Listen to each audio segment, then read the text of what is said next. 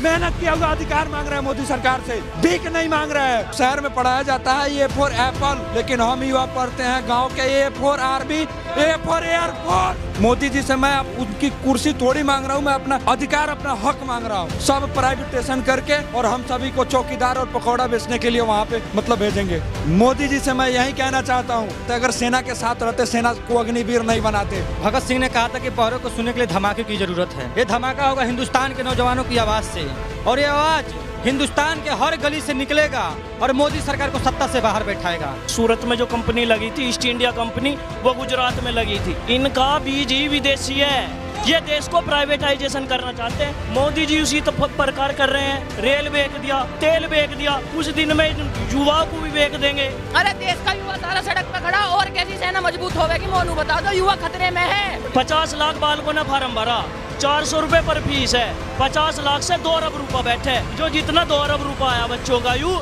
सब चुनाव में लगा देगा। यू जिन भगवान श्री राम का मंदिर, उनके नाम पर ये वोट लूट रही है सरकार, उनके कभी आदर्शों पर चल नहीं सकती। पर हित के समान कोई धर्म नहीं होता है और पर पीड़ा के समान कोई धर्म नहीं होता है। लेकिन इन्होंने तो युवाओं को पीड़ा दी है, इस देश की जनता को पीड़ा दी है, देश के किसानों को पीड़ा दी है। तो इनसे बड़ा अधर्मी विधर्मी हो ही कौन सकता है? कहीं का प्रधानमंत्री 1.5 लाख करोड़ कर्जा जा रहा के नाम विदेश पे, क्या विकास कर रहा? कहीं का बढ़िया प्रधानमंत्री। राम मंदिर का उद्घाटन करने प्रधानमंत्री जी जाते हैं तो मीडिया 1-1.5 महीने पहले से राम मंदिर के अलावा कुछ नहीं दिखा। लोकतंत्र को खत्म करने की पूरी साजिश है सरकार की। जब तक इस तन में दम रहेगा तब तक ये लड़ाई जारी रहेगी। जब तक तोड़ेंगे नहीं तब तक छोड़ेंगे नहीं। हमारी भर्ती पूरी कराए या तो हमें गोली मार दिया, शहीद कर दिया जाए यहीं पे। हम बस मोदी जी से यही मानते हैं। और 75 साल में सबसे झूठा प्रधानमंत्री अगर कोई हुआ है तो नरेंद्र मोदी हुआ है। रोजगार देने का नहीं, बेरोजगार करने वाली सरकार आई है। सब बदल दिया, सही तो बोल रहे हैं, सब बदल दिया। परमानेंट को अग्निवीर बना दिया, किसान को रोडों पर बैठा दिया, मेडिकल की सुविधा है नहीं, पहलवानों को धरना बैठा दिया, उनको ऊपर भी लाठी चलवा दी। राजधानी दिल्ली के जंतर मंतर पर करीब 1.5 लाख युवा अपने हक की मांग को लेकर विरोध प्रदर्शन कर रहे हैं। इनका सपना था कि ये आर्मी की वर्दी पहनकर देश की सेवा करें, लेकिन मोदी सरकार के चलते इनको दिल्ली के जंतर मंतर पर प्रदर्शन करना पड़ रहा है। सरकार का कोई भी ऐसा शख्स नहीं है जो इनकी मांगों को सुने, इनके दर्द को समझे। इनसे बातचीत करते हैं क्या परेशानियां हैं, और लगातार ये लोग प्रदर्शन कर रहे हैं। प्रदर्शन का दूसरा दिन आज आप लोगों का है, लेकिन अभी तक सरकार का कोई भी ऐसा व्यक्ति नहीं है जो आप लोगों से बात करे, आपकी परेशानियों को समझे। कब तक प्रदर्शन करते रहेंगे? और जो सरकार का ये जो रवैया है कि कान बंद करके बैठी हुई सरकार, उस पर क्या कहें? सर, सबसे बड़ी बात, सरकार तो अभी मोदी सरकार का ये राम राज्य चल रहा है, तो राम राज्य में सबको समान और सबको न्याय दिया जाता है। तो आप सभी देख रहे हैं कैसा राम राज्य है, ये कैसा राम राज्य आप देख सकते हैं। आप सभी कोई राम राज्य में भी लड़के दर की ठोकरें खा रहे हैं, सड़कों पे घूम रहे हैं। जब हमने अपनी प्रक्रिया ईमानदारी पूर्वक कर रखी है तो ज्वाइनिंग क्यों नहीं करवा रही है सरकार? मोदी जी से पूछना चाहता हूं। मोदी जी से मैं उनकी कुर्सी थोड़ी मांग रहा हूं, मैं अपना अधिकार, अपना हक मांग रहा हूं। आप देख सकते हैं आज हमारे हाथ में AK-47 LMG जैसे गन होने चाहिए थे, हमारे तन पे वर्दी होना चाहिए था, लेकिन आज हमारे हाथ में पोस्टर बैनर है। हम लोग दर के ठोकर खा रहे हैं, विरोध धरना प्रदर्शन कर रहे हैं। लेकिन सरकार तो रोजगार देने की बात करती थी, अभी भी बात कर रही है। अभी बजट आया है कल, उसमें भी वो कह रहे हैं युवाओं को बहुत बजट देंगे, युवाओं को बहुत समर्थन देंगे, मजबूत करेंगे, वो देश की तरक्की में योगदान देंगे। लेकिन एक कैसी झूठी बातें करती है ना कि काम भी करती है जमीन। आपको मैं बताता हूँ, रोजगार के बारे में आपने सवाल किया मेरे से। जहाँ 84,000 SSGD का वैकेंसी आने वाला था, आज पूछ लीजिए किसी भी लड़का से 26,000 वैकेंसी आया है। मैं बता रहा हूँ, अभी रेलवे में आने वाला था लगभग 1.5 लाख का, टोटल 1.5 लाख वैकेंसी आने वाला था, लेकिन उसका 5900 वैकेंसी आया है। आप देख सकते हैं जब इलेक्शन के समय इतना कम वैकेंसी आ रहा है तो ये जीत जाएंगे तो उसके बाद में क्या वैकेंसी देंगे? ये सब प्राइवेटेशन करके और हम सभी को चौकीदार और पकौड़ा बेचने के लिए वहाँ पे भेजेंगे। क्या चाहते हैं मोदी जी? आपको कुछ समझ आ रहा है? मोदी जी से मैं यही कहना चाहता हूँ, देश में कभी भी क्रांति लाया तो युवा लाया है। अगर आप युवा के साथ गलत करेंगे, युवा के साथ अन्याय करेंगे तो एकदम क्रांति आएगा, आपके सरकार के विरुद्ध आएगा, और जरूर आएगा क्रांति। क्योंकि हम लोग 3 साल से दर की ठोकरें खा रहे हैं अपनी भर्ती के लिए, अपने अधिकार के लिए, अपना हक के लिए, जिसके लिए हमने 4 से 5 साल तपस्या किया था, मेहनत किया था, तब जाकर भर्ती क्लियर हुआ था। अगर आप लोग अपने बच्चे को कभी दौड़ा कर देखे होते, अगर अपने बच्चे, अपने भाई भतीजे जो भी हो, अगर उनको दौड़ा कर देखे होते 1600 मीटर का दौड़, तब आपको दर्द पता होता है कि क्या होता है दर्द, क्या होता है भर्ती का जोश और क्या होता है जुनून। लेकिन वो तो कहते हैं मैं खुद एक गरीब परिवार का बेटा हूँ, गरीब परिवार से आया हूँ, गरीबों का दर्द समझता हूँ, लेकिन ये फिर कैसा दर्द समझ रहे हैं कि आप लोगों से बात तक नहीं कर रहे हैं? यही आप खुद में, अब जितना भी हमारा प्रोटेस्ट हुआ है, आप सभी मीडिया साथी हमारे साथ थे, आप सभी देख सकते हैं। आप जब से हम सभी प्रोटेस्ट कर रहे हैं, कोई भी मतलब सरकार के तरफ से कुछ भी यहाँ पे आया हम लोगों से मिलने या पूछने कि हाँ क्या आपका प्रॉब्लम है, क्या समस्या है, इसका मतलब ये लोग जानबूझ के झूठा मूठा चारों तरफ फैलाते हैं कि युवा के साथ है, सेना के साथ है। अगर सेना के साथ रहते, सेना को अग्निवीर नहीं बनाते और हमारे साथ अन्याय नहीं करते। सबसे बड़ी बात है, इनको ये मतलब चाहते हैं कि पूरा युवा जो है बेरोजगार रहे, और बेरोजगार रहेगा तो युवा नशा करेगा, और नशा करेगा तो 10,000 15,000 का जॉब करेगा, और हम जिस तरह चाहे उस तरह इनका यूज करेंगे, और जिस तरह चाहेंगे उस तरह कंपनी फैक्ट्री में इनको भेज के। वो तो युवाओं को सशक्त बनाने की बात करते हैं, कहते हैं युवाओं को जितना सशक्त मोदी सरकार ने बना दिया, कोई नहीं बनाया पाया। तो अब देख, सब सशक्त है, देख सकते हैं, कैमरामैन आप सभी देख सकते हैं, सभी सशक्त है, रोड पे बैठे हैं, दर की ठोकर खा रहे हैं, कहाँ सशक्त है? अपना अधिकार मांग रहे हैं, मेहनत किया हुआ अधिकार मांग रहे हैं मोदी सरकार से, भीख नहीं मांग रहे हैं। लेकिन क्या लगता है कि ऐसा क्यों कर रहे हैं मोदी जी? तानाशाही चल रही इस देश में, लोग अपना हक मांगेंगे, हक नहीं देंगे। बिल्कुल तानाशाही है सर, मैं क्या बताऊं। जो मतलब गांव में पढ़ाया जाता है, मतलब शहर में पढ़ाया जाता है ए फॉर एप्पल, लेकिन हम युवा पढ़ते हैं गांव के A for army, A for air force. ये उनको पता क्यों नहीं, मतलब क्या सोच रहे हैं हमको पता, हम सभी युवा को समझ में नहीं आ रहा है। जब हमने ईमानदारी पूर्वक सारी भर्ती की प्रक्रिया पास की है, तो उन्हें तो ईमानदारी पूर्वक सभी लड़के को भर्ती लेना चाहिए था। तो आप सभी देख रहे हैं जिस तरह से हम दर की ठोकरें खा रहे हैं, आप सभी को भी पता है कि कैसी सरकार है, कैसी सरकार नहीं। लड़ाई जारी रहेगी आप लोगों की, क्योंकि दूसरा दिन है और 4 दिन का आप लोगों को ये धरना है। 2 दिन हो गए हैं, 2 दिन में विपक्ष का तो साथ मिल रहा है, लोग आपकी बातें कर रहे हैं, सरकार आप तक नहीं आ रही है, ना तो आपकी बात कर रही है। देखिए, भगत सिंह ने कहा था कि बौरों को सुनने के लिए धमाके की ज़रूरत है।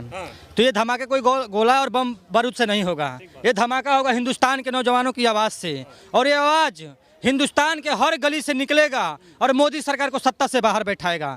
सीधी सी मुद्दा है, अगर ये मोदी सरकार हमारा एयरफोर्स ज्वाइनिंग, आर्मी का पेपर नहीं कराएगी, तो मैं आपको इस मंच से और इस दिल्ली से, इस जंतर मंतर से आवासन देता हूँ और विश्वास दिलाता हूँ कि पूरे देश में मोदी के खिलाफ आंदोलन खड़ा होगा। और जो नौजवान, जो साथी हमारे साथ खड़ा नहीं होगा, वो समझ जाइए कि कहीं ना कहीं वो भी अंग्रेजों का औलाद है। जो हमारे साथ खड़ा रहेगा, इस देश को फिर से हम आज़ादी कराएंगे और इस देश को बताएंगे कि सत्ता कैसे हिलाई जाती है। सरकार तो कह रही कुछ गड़बड़ नहीं चल रहा है, सब ठीक चल रहा है, फिर से वैकेंसी निकालेंगे, सब ठीक। सरकार खुद ही गड़बड़ कर रही है। अब दरअसल में मैं एक बात बताऊं तो, मैं मेरा छोटा भाई है, यूँ घर में जो सबसे ज्यादा उपाधि बालक रहे, भारत चूरन बेचने वाला, ठापनी किताब देता है। अब मोदी जी कहाँ के हैं मुझे यूँ बताओ? गुजरात में कौन कौन आदमी घोटाले कर करके भागे, कहाँ कितने 3 आदमी भागे ना घोटाले कर करके। ये मोदी सबसे पहले ये बताओ, सूरत में जो कंपनी लगी थी, ईस्ट इंडिया कंपनी, वो गुजरात में लगी थी। इनका बीज ही विदेशी है, बीज ही इनका विदेशी है। ये देश को प्राइवेटाइजेशन करना चाहते हैं, ये देश को प्राइवेटाइजेशन करना चाहते हैं। अब जो छोटा बच्चा रहता है घर का, किसी चक्कर में कुछ बेच दिया घर का, मोदी जी उसी तो प्रकार कर रहे हैं, रेल बेच दिया, तेल बेच दिया, कुछ दिन में युवाओं को भी बेच देंगे, सेना बेच दी। तो जब आए थे 2014 में, बोले थे सेना को मजबूत करेंगे, सेना को प्राइवेट। भैया सेना मजबूत होती रही है, यू सेना मजबूत ही हो रही है। और कैसी सेना मजबूत होगी? अरे देश का युवा सारा सड़क पे खड़ा, और कैसी सेना मजबूत होगी? मोनू बता दो, युवा खतरे में है। नू बताओ, घर में कोई मतलब बालक मरे तो वहाँ का बाप समझावे। अब हम युवा देश के, अरे हमें सरकार ही तो समझाए। एक बात बताओ, जब ये आर्मी का पेपर कैंसिल हुआ है, तो कुछ बच्चे ने, बहुतन ने आत्महत्या करी ही, तो फिर आत्महत्या करी। सरकारी कोई अफसर हमें कोई भी झूठा आश्वासन ना दिया कि बच्चों तुम गलत कदम मत उठाओ। अगर घर का कोई बालक गलत कदम उठावे तो फिर माँ बाप समझावे, तो फिर सरकार के विरुद्ध भाई, सरकार तो हमारी माँ बाप है, क्योंकि हम कहा मतलब 1900 भर्ती दे गए, तो फिर सरकार हमें मतलब आश्वासन तो दे दी कि तुम गलत कदम मत उठाओ, है नहीं? बच्चे आत्महत्या कर रहे, कोई झूठा आश्वासन ना, देश का युवा सड़क पे खड़ा। बतामा देश का जो प्रधानमंत्री नरेंद्र मोदी बच्चों को कितना अंधकार में देख रहा। यूपी पुलिस की 60,000 वैकेंसी आई हैं, 60,000 वैकेंसी आई हैं, 50 लाख हाँ बोलिए बोलिए। 50 लाख बालकों ने फार्म भरा, 400 रुपए पर फीस है, 50 लाख से 2 अरब रुपया बैठे। अब सोच लो 2 अरब रुपया बैठता है, घोटाला भी हो गया। घोटाला रे चुनाव में लगागा। जो जितना 2 अरब रुपया आया बच्चों का यू सब चुनाव में लगा देगा यू, और क्या कर रहा है यू। देखिए हमारा देश में मंदिर से ही विनाश शुरू हुआ था और फिर मंदिर पर ही आ गया है।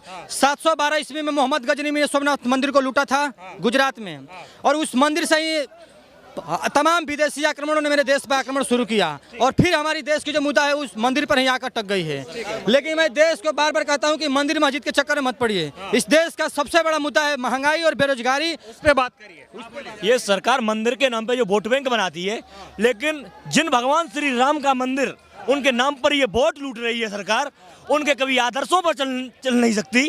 गोस्वामी तुलसीदास जी ने लिखा है श्री रामचरितमानस में कि परहित सरस धर्म नहीं भाई, पर पीड़ा सम अधमाई। तो परहित के समान कोई धर्म नहीं होता है और पर पीड़ा के समान कोई अधर्म नहीं होता है। लेकिन इन्होंने तो युवाओं को पीड़ा दी है, इस देश की जनता को पीड़ा दी है, देश के किसानों को पीड़ा दी है, तो इनसे बड़ा अधर्मी विधर्मी हो ही कौन सकता है। कहते हैं मुझसे बड़ा देश का सबसे अच्छा प्रधानमंत्री कोई नहीं हो सकता। देश का कितना अच्छा प्रधानमंत्री है ये पूरा देश जानता है, ये युवा जानता है, ये किसान जानते हैं, ये देश का हर गरीब जानता है। केवल कोई जानता नहीं है तो वो नहीं जानते इस देश के उद्योगपति और बड़े बड़े अमीर लोग। लेकिन आप लोगों से मेरी एक निवेदन है, ये आपसे मैं कहना चाहूंगा कि जो हमारी आवाजें हैं इनका आप टाइटल और थंबनेल अग्निपथ और अग्निवीर के नाम पर साइड मत कर देना। सिर्फ इनका हमारा टाइटल और थंबनेल होना चाहिए। जो पेंडिंग भर्ती हमारी अग्निपथ आने से 2 साल पहले कंप्लीट हो चुकी थी, उसकी जिस सरकार ने जोने नहीं दी, वो टाइटल और थंबनेल होना चाहिए। इस देश की जनता को मालूम होना चाहिए कि जो युवा अग्निपथ आने से 2 साल पहले ही सेलेक्ट हो चुके थे, उनको जोने नहीं दी गई। सवाल यह है कि क्या अहंकार आ गया क्या मोदी जी में कि युवाओं की बात नहीं सुन? अहंकार भैया सन 2014 में आया है यू, जब 56 लाख करोड़ कर्जा है इंडिया पे। अब कितना है मुझे नू बताओ। 100 करोड़ से ऊपर तो कर्जा जा रहा, कहीं का प्रधानमंत्री 1.5 लाख करोड़ कर्जा जा रहा के नाम विदेश पे। बा क्या नाम है यू, क्या विकास कर रहा, कहीं का बढ़िया प्रधानमंत्री, 1 घंटा पर बढ़िया नहीं यू। डंका बज गया, हर तरफ विकास ही विकास। अरे भैया यू मीडिया करवा रही है, सारा तो मीडिया करवा रही है यू। डंका बज नहीं रहा है। डंका। अरे भैया आप लोग देख नहीं रहे कि जब राम मंदिर बनता है, राम मंदिर का उद्घाटन करने प्रधानमंत्री जी जाते हैं, तो मीडिया 1-1.5 महीने पहले से सिर्फ राम मंदिर के अलावा कुछ नहीं दिखाती। कि जो आपके मुद्दे हैं उसको भी जो कोई उठा रहा है उस पर भी सवाल खड़े हो जाते हैं। ऐसे मुद्दों को देश में दबाया क्यों जा रहा है? सरकार क्यों दबा रही है? सरकार तो यूं ही दबा रही है कि जब देश को आवाज ही दब जाएगी, देश कोई हमारे खिलाफ नहीं आ पाएगा, तो ये सब हमारे खिलाफ जब आवाज ही नहीं आ पाएंगे तो हम निष्पक्ष राज्य करते रहेंगे और हमारी कोई दखलंदाजी नहीं दे पाएंगे। तंत्र खत्म हो रहा है। लोकतंत्र को खत्म करने की पूरी साजिश है सरकार की। लोकतंत्र तो बहुत ही खतरे में है। मैं तो कह रहा हूं कि अभी भी हिंदुस्तान के सभी नौजवान, किसान और जो भी गरीब आदमी जो भी हैं, जो भी इस लोकतंत्र को बचाना चाहते हैं, सब के सब अपने हकों के लिए इस सरकार को लोकतंत्र के खिलाफ कार्रवाई करने के लिए, जो रोकने के लिए जो कुछ भी हो सकता है उसे कीजिए। लड़ाई जारी रहेगी आप लोग? हमारी लड़ाई जारी रहेगी जब तक इस तन में दम रहेगा, तब तक ये लड़ाई जारी रहेगी। यही सरकार नहीं, ब्रिटिश सरकारें जैसी हमारी हुकूमतें झुकी हैं, तो ये सरकार तो हमारी अपनी सरकार। क्या कह रहे थे आप? जब तक तोड़ेंगे नहीं तब तक छोड़ेंगे नहीं। लगे रहेंगे एकदम वर्दी लेकर रहेंगे एकदम। सर मेरा वर्दी उन्होंने कहा या तो हमें गोली मार दे यहीं पे जंतर मंतर पे, या तो हमारी भर्ती पूरी कराए, या तो हमें गोली मार दिए, शहीद कर दिया जाए यहीं पे। हम बस मोदी जी से यही मानते हैं। और 75 साल में सबसे झूठा प्रधानमंत्री अगर कोई हुआ है तो नरेंद्र मोदी हुआ है। और मैंने भी वोट दिया इनको, अपना पहला वोट। युवाओं की सरकार आई थी, रोजगार देने वाली सरकार आई थी। रोजगार देने का नहीं, बेरोजगार करने वाली सरकार आई है, रोजगार देने वाली सरकार नहीं आई है। और आज ये हमारे ऊपर है, कल धीरे धीरे हर तबके के ऊपर किया जाएगा। ये सबसे बड़ा रोजगार होता है, सब भाजपा सरकार में हुआ है। तो कहते हैं हम जब से आए सब बदल दिया। सही तो बोल रहे हैं, सब बदल दिया। परमानेंट को अग्निवीर बना दिया, किसान को रोडों पर बैठा दिया, मेडिकल की सुविधा है नहीं तो बदल तो दिया ही उन्होंने। पहलवानों को धरना बैठा दिया, उनको ऊपर भी लाठी चलवा दी। धन्यवाद आप सभी का बात करने के लिए। तो तस्वीरें एक बार दिखाता हूं। देखिए जंतर मंतर पर ये जो तमाम जवान हैं वो धरना प्रदर्शन कर रहे हैं, और इनकी ये मांग है कि सरकार जो इनकी नियुक्ति पत्र है वो इनके हाथों में दे, ये वर्दी पहने, देश की सेवा करें।